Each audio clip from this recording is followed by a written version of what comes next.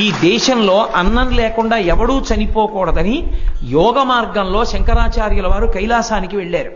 వెళ్ళి పార్వతీ పరమేశ్వరుడు ఇద్దరి దర్శనం చేసి స్తోత్రం చేశారు. పరమేశ్వరుడు సంతోషించి 5 శివలింగాల్ని బహూకరించాడు. 5 స్ఫటికలింగాలు, 5 లింగాల్ని బహూకరించాడు. ఆ 5 లింగాల్ని తీసుకొచ్చి శంకరాచార్యుల వారు 5 ప్రదేశాలలో ఉంచారు.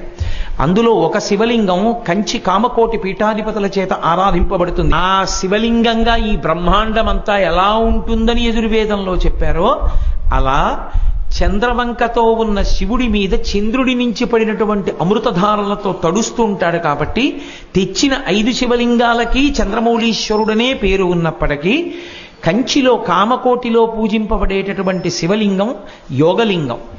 2వ లింగాన్ని శృంగేరిలో ఉంచారు. శృంగేరి మఠంలో ఉంది. శృంగేరి పీఠాధిపతులు ప్రతిరోజు సాయంకాలం అర్చన చేస్తారు.